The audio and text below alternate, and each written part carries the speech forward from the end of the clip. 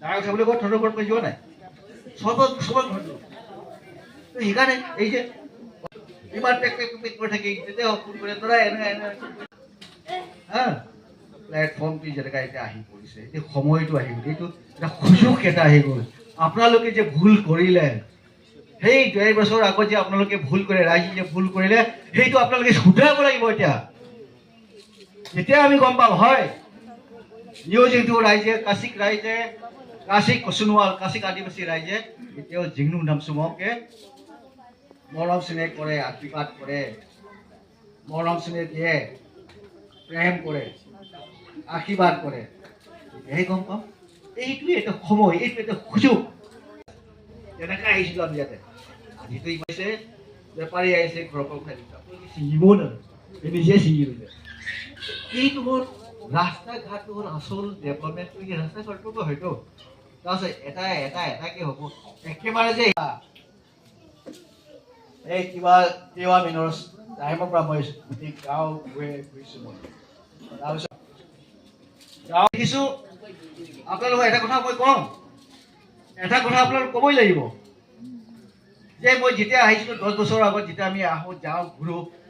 ঘৰবিলাক চাওঁ ৰাস্তাবিলাক চাওঁ এতিয়া ডেভেলপমেণ্ট এনেকৈ হৈ গ'ল ৰাইজৰ এতিয়া কিবা এটা ফাইনেন্সিয়েল ইমান ভাল হ'ল এতিয়া আপোনালোকে নিজে কৰিছে সেইটো আজি কোনোবা গভৰ্ণমেণ্ট দিছেগৈ নহয় আপোনালোকে নিজে কৰিছে নিজে ঘূৰিছে তামোল লগাইছে চাহপাত লগাইছে কিবা কৰিছে ঘৰ বাৰী ধুনীয়াকৈ বনাইছে আহিলে বৰ ধুনীয়া লাগে ভাল লাগে চাবলৈ কিমান ভাল লাগে মনত কিমান ভাল লাগে আৰে কমচে কম মানুহবিলাকে ভাল হৈছে ভাল লাগে চাওঁ মই তাহাঁতক মই এতিয়াও কওঁ যে আপোনালোকে কি কৰি আছে সেই ভাঙ ঘৰ এতিয়াও ভাঙা ঘৰ হিচাপে আছে এইটো আপোনালোকৰ পিয়জ এইটো জয়পুৰ চাকলত কিন্তু বহুত ভাল গতিকে মই আৰু বেছি লামাচৰৰ নকওঁ নিবি হৈ আহিছে বেছি লামাচৰ গৈ পিছত পাহৰি যাব পাৰিব আপোনালোকে লামাচৰৰ নকওঁ অৱশেষত মই আপোনালোককে মই সেইটোৱে ক'ব বিচাৰিছোঁ সেইটো মোৰ প্ৰাৰ্থনা কৰি আহিছোঁ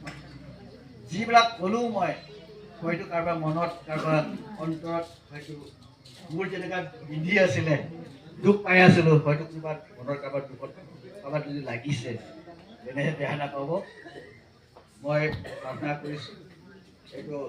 আপোনালোকে ক্ষমা মাৰ্জনা কৰিব মোৰ কথাৰ কাৰণে মই যিবিলাক ক'লোঁ সেইটো যাতে মনত নাৰাখে মই আজিৰ পৰা সেইটো কথা মই নাৰাখোঁ অৱশেষত মোৰ এটাই মোৰ প্ৰাৰ্থনা আছে আপোনালোকক মই প্ৰাৰ্থনা কৰি বিচাৰিছোঁ অনুৰোধ কৰি বিচাৰিছোঁ যে এই যে এবাৰ আমি আজি